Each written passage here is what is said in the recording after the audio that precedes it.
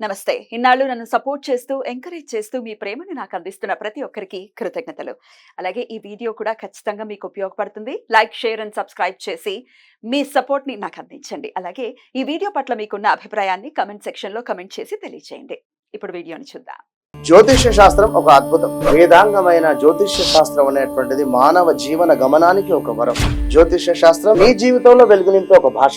ఆ భాష నీకు అర్థమైతే ప్రకృతి నీతో మాట్లాడుతుంది. అస్ట్రాలజీ నేర్చుకోవాలి అనుకునే వారికి అద్భుత అవకాశం. మురళీధర శర్మ గారి అస్ట్రాలజీ క్లాసెస్ అతి త్వరలో మొదలు కాబోతున్నాయి. 100% జాబ్ గ్యారంటీ. వివరాల కొరకు సంప్రదించండి. నమస్తే, వెల్కమ్ టు అవర్ ఛానల్. నేను పద్మిని. ప్రస్తుతంతో పాటు ప్రముఖ అస్ట్రాలజర్, వేదిక్ న్యూట్రిషనిస్ట్, అలాగే tarot card reader, life coach Vanaja Ramasetti గారు మనతో పాటు ఉన్నారు. మాట్లాడదాం. వనజ గారు నమస్తే అండి. నమస్తే మా పద్మిని. శ్రావణ మాస కళంతా మీలోనే ఉందే. ఇప్పుడే మనకు ఆపర్చునిటీ. ఎస్, మొత్తం రెడీ అవ్వాలి అన్ని కదా. ఎవరు క్వశ్చన్ చేయరు ఎందుకు ఎందుకు ఎందుకు true. Looking very beautiful as usual. Right. అయితే అమ్మవారి మాసంగా ఖచ్చితంగా కన్సిడర్ చేస్తారు శ్రావణ మాసాన్ని. అమ్మవారిని కొలిచేటప్పుడు మనం కూడా అందంగా రెడీ అవ్వాలి అనేది వింటూ ఉంటాం. నిజమేనా? అంటే లక్ష్మీ స్తోత్రాలు ఎక్కడ జరిగినా శుచి అన్న ఒక వర్డ్ ఎక్కడన్నా వింటాం మనం కదా. శుచి, శుభ్రత ఉండాలి అంటే మనం ఫస్ట్ మన అపియరెన్స్ కూడా మ్యాటర్ అవుతుంది అక్కడ. అంటే ఇంటి శుభ్రతతో పాటు, ఒంటి శుభ్రతతో పాటు మన బుద్ధి, మనసు అన్ని శుభ్రంగా ఉన్నప్పుడే మనం చేసే పూజలు ఫలిస్తాయి. రైట్. సో నైటీలు వేసుకుని ఎట్టి పరిస్థితుల్లో పూజలు చేయకూడదు అని పూజలు అప్పుడైనా చీర మన సాంప్రదాయం కాబట్టి nighty is a comfort basic గా. సో నైటీలు అంటే ఇట్స్ ఫర్ వేరే వేరే వాటికి నైటీలు వాడుకోవచ్చు.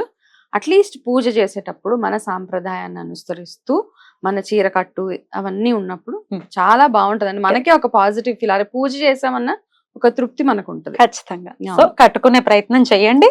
అందులో శ్రావణ మాసం లక్ష్మీదేవి అంతే. ఏం చేసుకుంటాం చీరలని అదే కదా, లోపల దాసి దాసి ఇప్పుడు తీసేయాలి అవన్నీ. ఎప్పుడుకో రేపటి కోసం దాచుకునేది లేదు. ఈ రోజు తీసి కట్టేసుకోవడం అంతే. లివ్ ద మూమెంట్ అంటున్నారు. అంతే, నిజమే కదా. ఏం చేసుకుంటాం అవన్నీ. కరెక్ట్. ఇక శ్రావణ మాసం, ఈ శ్రావణ మాసం అయితే అసలు కాంబినేషన్స్ బ్యూటిఫుల్ గా వస్తున్నాయి మేడం. అసలు అలా ఇలా కాదు. ఫస్ట్ ఫ్రైడే నాగపంచమితో మొదలవుతోంది. కరెక్ట్.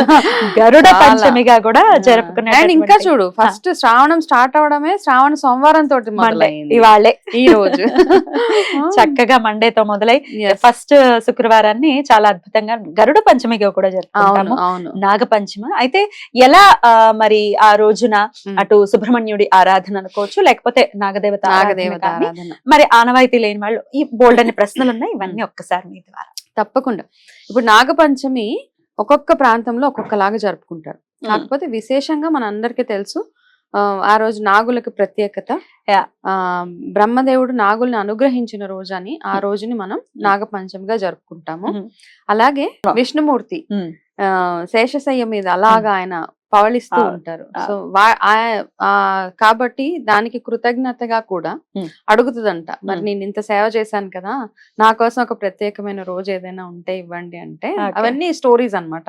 అలా వస్తే సో మనకి ఏది కనెక్ట్ అవ్వగలుగుతామో దాన్ని మనం కన్సిడర్ చేసుకోవడం.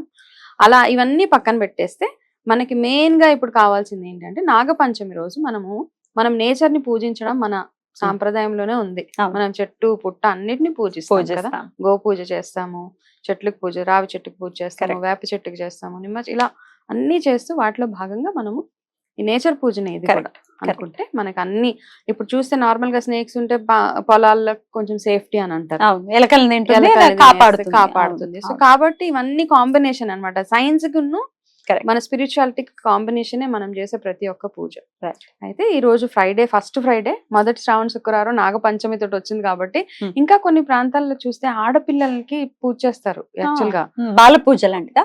నిజంగా వయసు వచ్చిన పిల్లలకి, ఎవరు ఆడపిల్లలు ఉన్న వాళ్ళకి, especially I think Karnataka side అలాగా ఒక కమ్యూనిటీ వాళ్ళు. నా ఫ్రెండే ఉంది, నా ఓన్ ఫ్రెండ్, ఇద్దరు ఆడపిల్లలే అమ్మాయికి. సో ఏం చేస్తారంటే నాగపంచమి రోజు ఏం చేస్తారంటే ఆ పిల్లల్ని గుమ్మ మీద కూర్చోబెడతారు. మన ఇంటి గడప ఉంటది కదా, దాని మీద కూర్చోపెట్టి ఆడపిల్లలకి అక్షంతలు వేసి వాళ్ళ కాళ్ళకి దండం పెడతారు, తల్లిదండ్రులు పెట్టి. అంటే వాళ్ళని లక్ష్మీ స్వరూపంగా భావించి వాళ్ళకి బట్టలు పెట్టి చక్కగా కట్న కానుకలు అన్ని ఇచ్చి అంత బాగుంటది అనమాట. వాళ్ళతోటి గుమ్మంకి పసుపు రాయిపించి గుమ్మం ముందు ఇలా ఓంకారాలు అవి చాలా భలే చేస్తారు. ప్యాంపరింగ్ అన్నమాట. అమ్మాయిల్ని చాలా ప్యాంపర్ చేసే రోజు ఇంటి ఆడపడుచుని పెళ్లిగాని అమ్మాయిల్ని. సో అలా చేస్తారు, చాలా బ్యూటిఫుల్, నాకు చాలా బాగా అనిపిస్తుంది. సో నేను ఎవ్రీ ఇయర్ ఫోన్ చేసి అయిపోయిందా మీ ఇంట్లో అమ్మాయిల్ని ప్యాంపర్ చేయడం, అది నాగపంచమి రోజు చేస్తారు. నాగపంచమి రోజు చేస్తారు. తన పేరు ప్రశాంతి, వీడియో తను రెగ్యులర్ గా అవన్నీ అవుతుంది. సో వాళ్ళు భలే చేస్తారు అవన్నీ. సో ఇవి మనం కూడా చేస్తాం. యాక్చువల్లీ ఆంధ్ర సైడ్ కానీ ఇక్కడ చూస్తే ఎక్కువ నాగపంచమి చేస్తారు. ఆంధ్రాలో మనం నాగుల చవితి కార్తీక మాసంలో, బట్ రెండు ఒకటే అన్నమాట. సో ఎస్పెషల్లీ ఈసారి ఫ్రైడే పంచమి ఇవన్నీ కలిసి వచ్చాయి కాబట్టి ఇంకా విశేషంగా చేసుకునేది. సో ఈ రోజు చిన్న చిన్న ప్రొసీజర్ ఏంటంటే నాగదోషాలు ఉన్నా, కాలసర్ప దోషాలు ఉన్నా, ఎవరికైనా పెళ్లిళ్ళు అవ్వకుండా ఏమైనా ఆటంకాలు ఉన్నా, ఇట్లాంటివి ఏ ఉన్నా గానీ ఈ నాగపంచమి రోజు ఆనవ ఉందా లేదా అని పక్కన పెట్టేస్తే ఎవరైనా చేసుకోవచ్చు ఇలాంటి పూజలు. అంటే మనకు అన్ని అపోహలు అనమాట. అయ్యో మాకు ఆనవ లేదు కదా, మేము వెళ్ళి చేయకూడదా అనే ఒక డౌట్ ఉంటది. ఆనవాతో ఒక సంబంధమే లేదు ఇక్కడ. దైవ పూజకి ఏదైనా కానీ చాలా విషయాలలో ఇది ఒక్కటే కదా, మనం ఇంటికి ఏదైనా చాలా మంది ఒక విగ్రహం తెచ్చుకుంటాం ఏదైనా పుణ్యక్షేత్రాలకు వెళ్ళి. అది వచ్చిన తర్వాత ఏదైనా ఒక చిన్నది ఏదైనా మన ఇంట్లో ఏదో జరిగిందండి, ఏదైనా డిస్టర్బెన్స్ అయిందో ఫైనాన్షియల్ గానో హెల్త్ పరంగానో, ఇంకా మొత్తం బ్లేమ్ అంతా మనం వేసేస్తూ ఉంటాం. సో నాకేమనిపిస్తుంది అంటే మనము ఆ విగ్రహాన్ని కొనుక్కుంటున్నప్పుడే తెచ్చుకున్నప్పుడే మనం ఒక ఫిక్స్డ్ మైండ్ లో ఉండాలి. ఓకే, నేను ఈ విగ్రహాన్ని కొనుక్కెళ్తున్నప్పుడు నేను ఈ విగ్రహానికి చేయదగినవన్నీ ఏంటి, పూజ, అభిషేకాలు, నైవేద్యాలు. విగ్రహం ఉంది అంటే ఇవన్నీ మనం చేయాల్సిందే. ఇవి చేయడం ఇష్టం లేకుండా మీరు పట్టుకెళ్ళినప్పుడు అవన్నీ చేయకపోతే డెఫినెట్ గా అది రివర్స్ అవుతుంది. కాబట్టి మన ఇంట్లోకి ఏదైనా దేవుడికి రిలేటెడ్ గా ఏమైనా కొన్నప్పుడు గానీ, విగ్రహాలు ఎస్పెషల్లీ కొన్నప్పుడు కాస్త ఆలోచించి కొనుక్కోవడం అదొకటి. ప్లస్ ఇలా అనుమానం ఉన్నప్పుడు చేయక్కర్లేదు.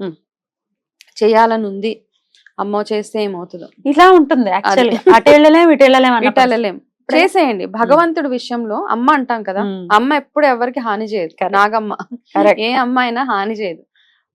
నిర్మోహమాటంగా ఎటువంటి సంకోచం లేకుండా నాగపంచమి చేసుకోవాలి అనుకున్న వాళ్ళు చేసుకోండి. మేము ఆంధ్ర వాళ్ళం, మేము ఇక్కడ వాళ్ళం కాదు, అక్కడ వాళ్ళం కాదు, చేయండి. జస్ట్ ఏంటి మీరు చేసేది ఆ రోజు పూజ అంతే.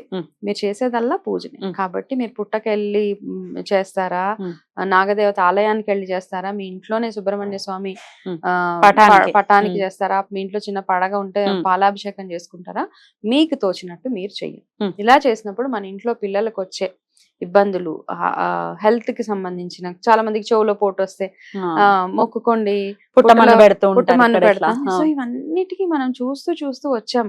అండ్ ఇవన్నీ కూడా జరుగుతూనే ఉంటాయి. ఆ భగవంతుడి దయ అలాగే ఉంటది మన మీద.